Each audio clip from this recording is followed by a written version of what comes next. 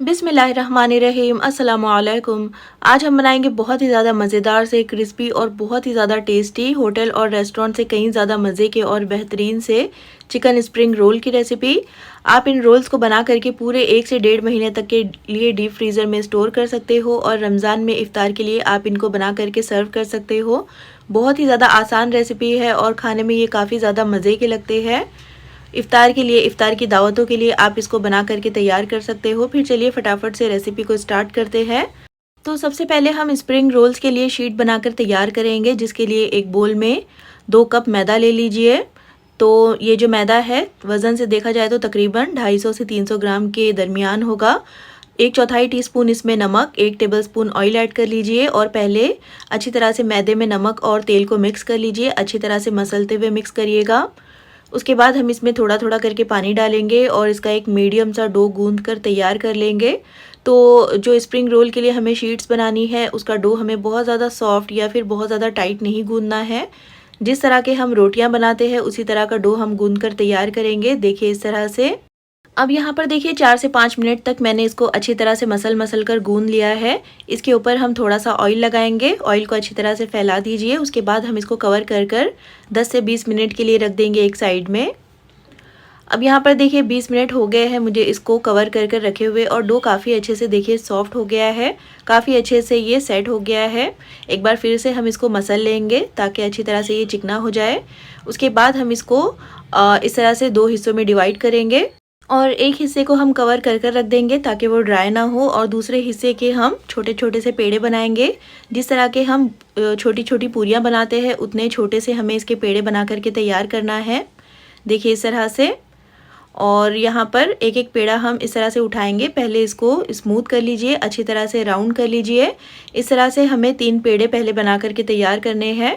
तो एक साथ मैं इसके 3 शीट्स बना रही हूँ, इसलिए मैंने इसके 3 पेड़े बनाए हैं।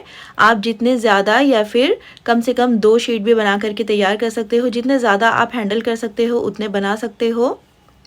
अब एक एक जो पेड़ा है इसके ऊपर हम थोड़ा थोड़ा सूखा मैदा लगाते जाएंगे और इसको बिल्कुल पूरी की तरह छोटा छोटा बेलते जाएंगे और एक साइड में रखते जाएंगे। तो आपने इसको बिल्कुल इवन बेलना है, कहीं से मोटा या फिर कहीं से पतला मत बेलिएगा। इसकी थिकनेस जो है वो बिल्कुल एक जैसी होनी चाहिए और इनका साइज़ भी एक जैसा ही होना चाहिए, तभी इसके जो शीट्स है वो एक साइज़ में निकल कर आएंगे। अब देखिए तीनों को मैंने बेल लिया है। अब 2 पूरियों के ऊपर हम इस तरह से तेल लगाएंगे। तो ब्रश की मदद से या फिर फिंगर्स की मदद से लगा लीजिएगा। तो तेल को भी अच्छी तरह से हर तरफ फैलाते हुए लगाइएगा, जिससे कि जब हम शीट्स को अलग अलग करेंगे तो वो आसानी से अलग हो जाएगी। इसके ऊपर थोड़ा सा सूखा मैदा लगाएंगे और जो दूसरी शीट है उसको उठा करके हम देखिए इस तरह से पहली वाली शीट के ऊपर रखेंगे और तीसरी वाली शीट को भी हम इसके ऊपर इस तरह से अरेंज कर लेंगे। थोड़ा सा इनको प्रेस कर दीजिए। अब फिर से इसके ऊपर थोड़ा सा सूखा मैदा लगा करके अब हम इसको फिर से बेलेंगे और अब की बार हमें इसको बिल्कुल पतला सा बेलना है। तो इस बात का ख्याल रखिएगा कि ये 3 शीट है जिसको कि हम एक साथ बेल रहे हैं। देखिए इस तरह से इसको भी हमें बिल्कुल इवन एक जैसा बेलना है। अब अच्छी तरह से बेलने के बाद हम इसको सेकेंगे। तो यहाँ पर मैंने एक तवे को गर्म होने के लिए रख दिया था लो फ्लेम पर और शीट को डालने के बाद हम इसको कुछ देर के लिए इसी तरह से सीखने देंगे। जब ये हल्की सी ड्राई होने लगेगी तो इसको हम पलट देंगे और पलटने के बाद फिर से हमें इसको पलटना है। देखिए इस तरह से। और जब 1 से 2 बार आप इसको पलटोगे तो आप देखोगे कि शीट जो है वो अपने आप ही अलग होने लगी है। तो इस तरह से इन शीट्स को अलग करते जाएंगे और इसको पलट करके दूसरी तरफ से भी हम शीट को इसी तरह से अलग कर लेंगे। क्योंकि दरमियान में हमने अच्छी तरह से तेल और सूखा मैदा लगाया था, तो जैसे जैसे ये शीट हल्की हल्की सी सिकती जाएगी तो ये अलग अलग होती जाएगी। तो इस तरह से तीनों शीट्स को हमें अलग कर लेना है और इसके बाद हम इसको इस तरह से प्लेट में रखते जाएंगे और सारे शीट्स बना करके हमें इसको कवर कर रखना है। किसी भी कॉटन के क्लॉथ से कवर कर लीजिएगा, जिससे कि इसके ऊपर हवा नहीं लगेगी और ये शीट्स जो है वो ड्राई नहीं होगी। देखिए कितनी पतली पतली सी और सॉफ्ट ये शीट्स बनकर तैयार हुई है और तकरीबन यहाँ पर मैंने 18 से 20 शीट्स बना करके तैयार कर लिए हैं। इसको हम फिर से कवर कर रख देंगे और अब हम चलते हैं स्टफिंग बनाने की तरफ। तो यहाँ पर गैस पर मैंने एक कढ़ाई रखी है। इसमें हम सिर्फ 1 टेबलस्पून तेल डालेंगे। यहाँ पर हमें तेल का इस्तेमाल बहुत ज़्यादा नहीं करना है। 1 से 2 टेबलस्पून चॉप किया हुआ लहसुन और 1 टेबलस्पून चॉप किया हुआ अदरक इसमें डाल करके हम इसको लो टू मीडियम फ्लेम पर फ्राई करेंगे 1 से 1.5 मिनट के लिए। और जब अच्छी तरह से ये फ्राई हो जाएगा तो हम इसमें बॉईल किया हुआ श्रेड किया हुआ चिकन ऐड करेंगे। तो 250 ग्राम की जितना बोनलेस चिकन लेकर मैंने इस तरह से बॉईल कर लिया था। इस चिकन में मैंने बिल्कुल थोड़ा सा अदरक लहसुन का पेस्ट और थोड़ा सा नमक डालकर इसको बॉईल किया था। चिकन को हम लो फ्लेम पर मिक्स कर लेंगे अदरक लहसुन के साथ और तेल के साथ अच्छी तरह से मिलाते हुए 1 मिनट के लिए पका लेंगे। और जब अच्छी तरह से चिकन मिक्स हो जाएगा तो हम गैस की फ्लेम को बिल्कुल लो कर लेंगे। अब हम इसमें कुछ सब्जियां ऐड करेंगे।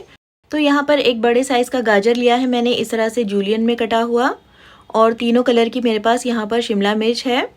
अगर आपके पास ये ना हो तो फिर आप सिर्फ हरी वाली ले लीजिएगा।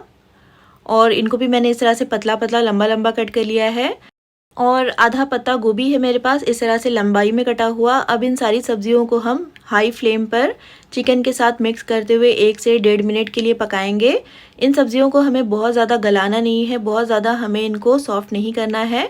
और सब्जियों को आप बिल्कुल लो फ्लेम पर मिक्स मत करिएगा, वरना फिर इनमें से मॉइस्चर रिलीज़ हो जाएगा और फिर हमारी स्टफिंग जो है वो गीली हो जाएगी। अच्छी तरह से 1 मिनट के लिए इनको पका लेने के बाद अब हम इसमें कुछ मसाले ऐड करेंगे। सबसे पहले यहाँ पर मैं 3/4 टीस्पून नमक ऐड कर रही हूँ। तो नमक आप अपने टेस्ट के हिसाब से डालिएगा। 1 से 1.5 टेबलस्पून हम इसमें डार्क सोया सॉस ऐड करेंगे। 1 से 1.5 टेबलस्पून इसमें डालेंगे वाइट विनेगर। और इसी के साथ इसमें 1 टेबलस्पून भरकर चिली सॉस या फिर हॉट सॉस ऐड कर लीजिए। 1 टीस्पून भरकर इसमें कुटी हुई लाल मिर्चें, 1 टीस्पून काली मिर्चों का पाउडर। और बस इतने से ही मसाले जाएंगे इसमें। और इन सारे मसालों को, सॉसेस को हम सब्जियों के साथ, चिकन के साथ मिक्स कर लेंगे। तो गैस की फ्लेम को अब हाई कर लीजिएगा और हाई फ्लेम पर हम इन मसालों को सिर्फ 1 मिनट के लिए पकाएंगे सब्जियों के साथ। यहाँ पर हमें सब्जियों का क्रंच जो है बरकरार रखना है। अच्छी तरह से मिक्स कर लेने के बाद अब हम इसमें स्प्रिंग ऑनियन ऐड करेंगे। तो एक बंच लिया था मैंने हरा प्याज का और इस तरह से इसको लंबाई में कट कर लिया है। इसको भी अच्छी तरह से मिक्स कर लीजिए। बस हमें इसको मिक्स ही करना है, बहुत ज़्यादा पकाना नहीं है। और जब अच्छी तरह से सारी चीज़ें मिक्स हो जाएगी हाई फ्लेम पर, तो हम गैस की फ्लेम को ऑफ कर देंगे। देखिए इसमें बिल्कुल भी पानी नहीं है, बिल्कुल भी ये जो स्टफिंग है वो गीली नहीं होनी चाहिए।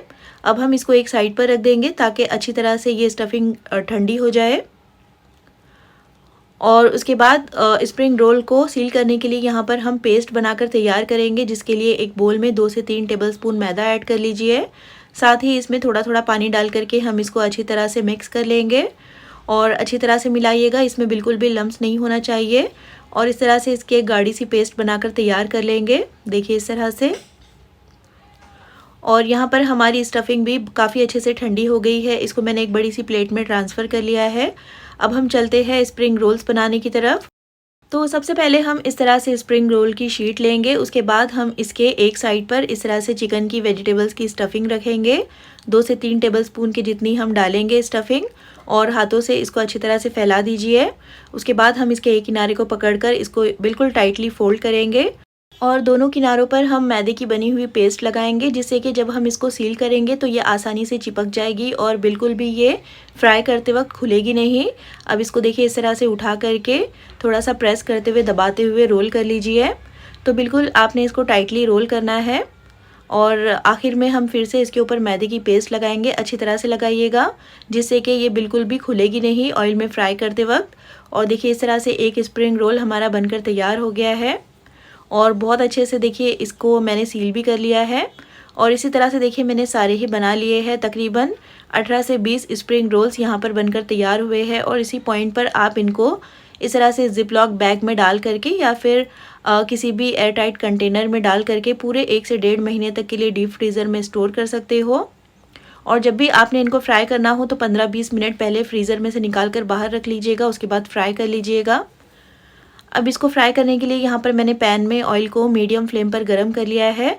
ऑयल जो है वो मीडियम गर्म होना चाहिए, बहुत ज़्यादा ऑयल गर्म मत करिएगा, वरना फिर डालते के साथ ये ऊपर से जल जाएंगे और अंदर से ये अच्छी तरह से क्रिस्पी नहीं हो पाएंगे।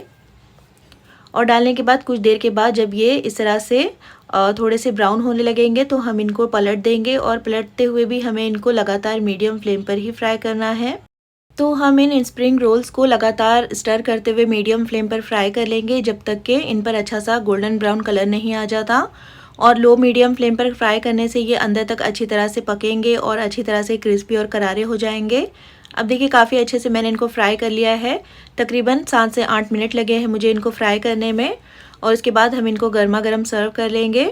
तो बहुत ही ज़्यादा आसान रेसिपी है, मज़ेदार से और बहुत ही ज़्यादा टेस्टी से ये चिकन स्प्रिंग रोल्स बनकर तैयार होते हैं। और रमज़ान में इफ़्तार के लिए आप इनको लार्ज क्वांटिटी में बना करके डीप फ्रीज़र में स्टोर कर लीजिए। 1 से 1.5 महीने तक के लिए ये बिल्कुल भी ख़राब नहीं होंगे।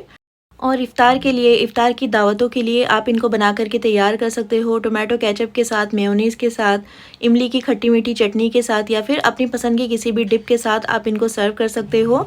बहुत ही ज़्यादा क्रिस्पी, क्रंची, मज़ेदार से और बहुत ही ज़्यादा डिलीशियस ये स्प्रिंग रोल्स बनकर तैयार होते हैं। अब देखिए इनको कट कर मैं अंदर का लुक भी आपको बता देती हूँ। देखिए कितने मज़े के और कितने बेहतरीन से ये स्प्रिंग रोल्स बनकर तैयार हुए हैं। तो रमज़ान में इफ़्तार के लिए इनको अपने घर पर बनाइएगा ज़रूर। और रेसिपी अगर पसंद आई हो तो प्लीज़ इसको लाइक और चैनल को सब्सक्राइब करना बिल्कुल भी मत भूलिएगा। फिर इंशाल्लाह मिलते हैं नेक्स्ट वीडियो में एक और बहुत ही ज़बरदस्त और बेहतरीन सी रेसिपी के साथ। तब तक अपना ख्याल रखिए, दुआओं में याद रखिए। अल्लाह हाफ़िज़।